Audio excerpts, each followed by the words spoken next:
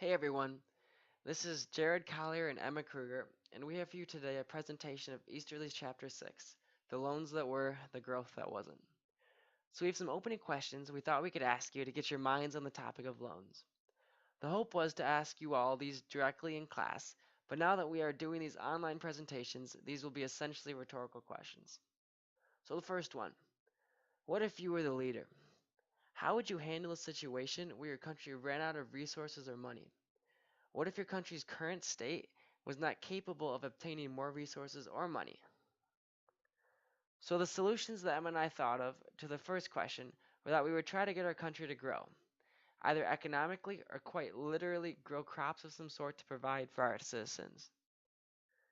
The second question takes that option away, and so the only thing we have left to do would be to seek help from an outside source. Unfortunately, this is the reality that the International Monetary Fund, or IMF, and the World Bank faced in the early 1980s. There were many developing countries across the world that couldn't support themselves and needed help, and so the IMF and World Bank were tasked with helping these other nations recover from their fall. So it begins. The IMF and World Bank were essentially trying to avert a growth collapse of all of the developing countries. These two gave conditions to receiving countries that were based on the countries making policy reforms to receive loans and aid.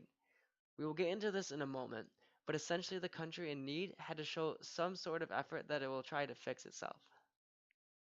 So one such example statistic to get us going is that in 1983, the World Development Report from the World Bank projected a central case of 3.3 annual percent per capita growth in the developing countries from 1982 to 1995. They later found out that this was an overestimation and the real number was zero. What you need to get from this is that this per capita growth is from the developing countries, and that the real number is zero. This means the countries were not growing. So what happens when the countries don't grow? Well, the developing countries started to rely heavily on these loans, and thus this created a debt crisis. So, an important part of the chapter is why do donors even give aid in the first place? And the obvious reason is because countries feel the need to help the poor and raise impoverished countries up. And this help usually comes in the form of money given to that country's government.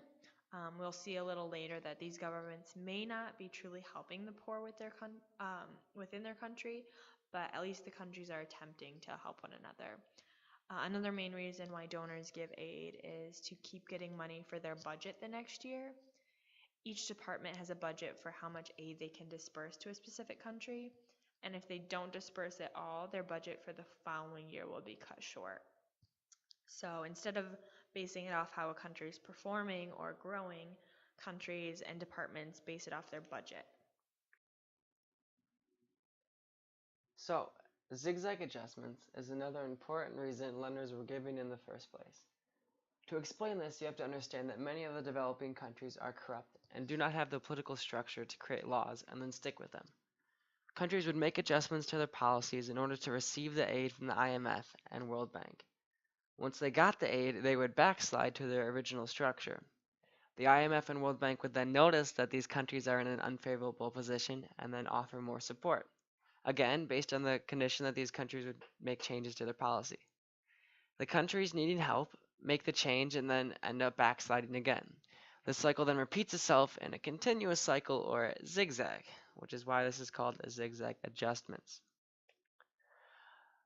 The next reason why loans were given in the first place is very similar to the zigzag adjustments concept. Developing countries, again, with corruption alongside poor political structure, had a difficult time creating growth. Once a country receives loans, they also had a difficult time paying them back. In order to pay back the loan, the developing countries would obtain a new loan to pay back their old loan, which creates another continuous cycle. From the perspective of the IMF and World Bank, they were dispersing loans to countries with the intent the loans would create growth. If a country receives a loan and can't pay it back, then that essentially means the original loan failed to create growth. So in order to prevent embarrassment of failure, the IMF and World Bank chose to disperse more loans to the developing countries so they could pay back their old loans. This disbursement also helped create a higher department budget, which is what Emma was talking about. So basically, countries are continuing to give out aid even when the conditions of the loan aren't met. So Easterly then moves into talking about things that are happening in receiving countries that are totally ignored by donors, which are making bad incentives for growth. So it starts with high inflation. So obviously, this is a bad incentive because countries receiving this money are not going to fix inflation when they can just keep getting more money.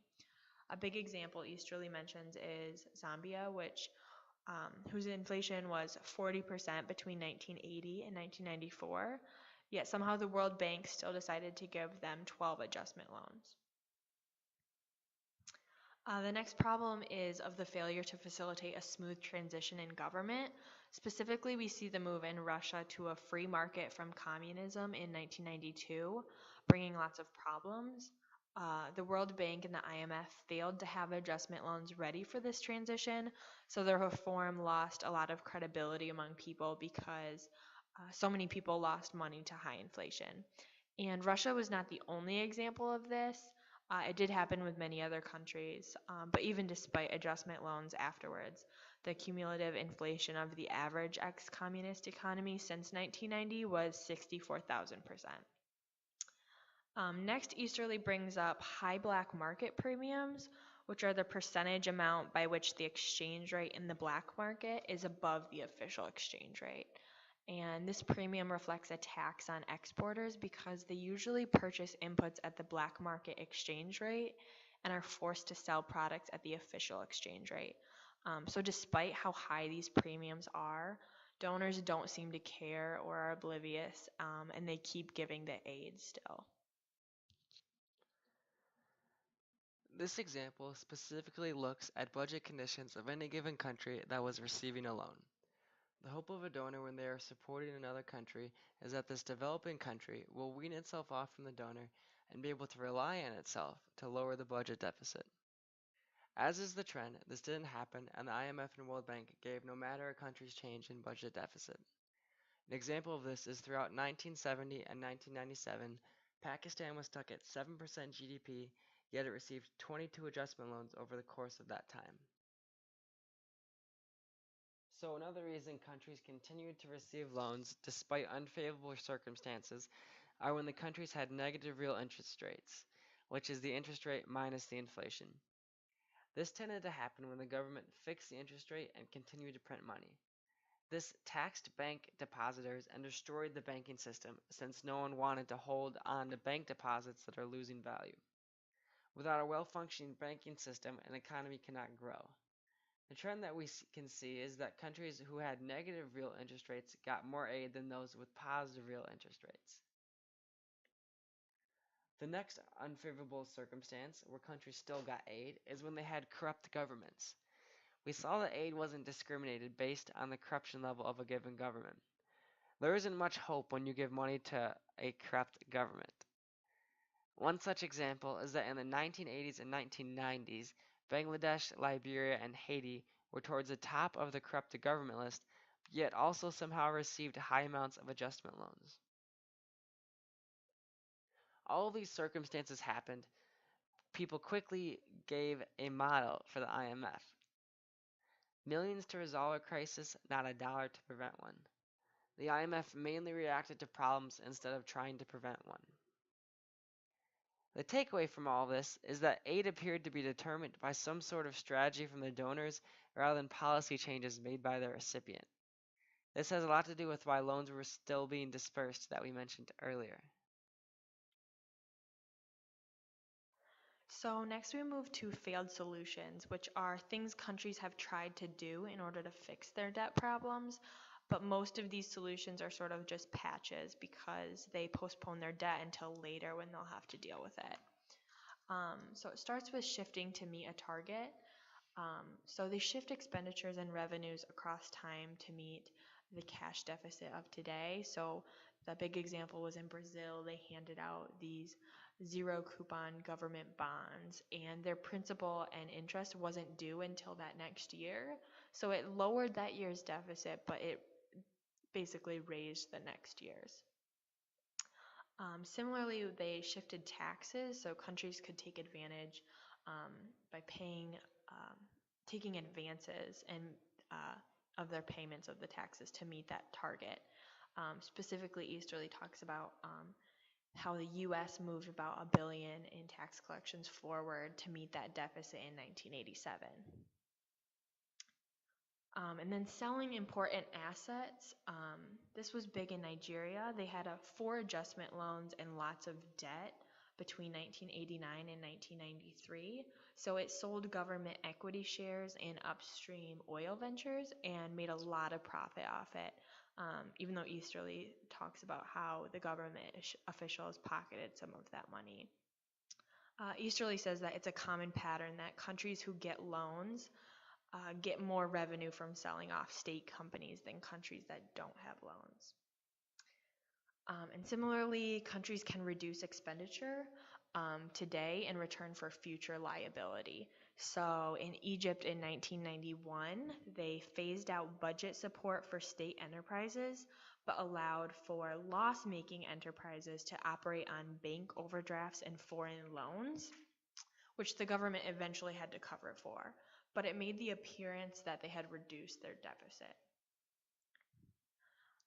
Governments can also take from other funds. So we see that receiving countries, the governments are helping themselves to subsidies from their pensions, which in reality just redistributes the spending from today to tomorrow. So just like all of these other actions, they're taking to help fix their problems for today.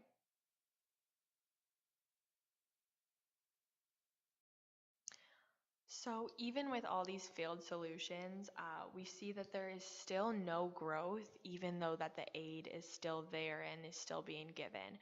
So we compiled some data to show that there is no growth, even though we're giving aid. So we started by going to the World Bank and getting data on total aid for each country and population for each country. And when we divide the aid by the total population, we can get aid per person in each country, and then we compare that to the growth of each country. So this is the main point of this presentation. As Emma said, we have compiled for you all of this data from a bunch of countries. So what you would expect to see is that the more aid there is per person, then the more growth there is per person. We wanted to see a positive linear relationship, and as you can see, the slope of our line is essentially 0. There is a random scatter of data points both above and below the x-axis, and this tells us that loans didn't work. The loans were definitely there, but the growth was not. So the solution that Easterly proposed is that we should tie aid to past country performance, not promises, giving the country's government an incentive to pursue growth-creating policies. The better the policies for creating growth, the more aid per capita it gets. One of the lines that stuck out to me from this chapter, I relate to the phrase, hindsight is 2020.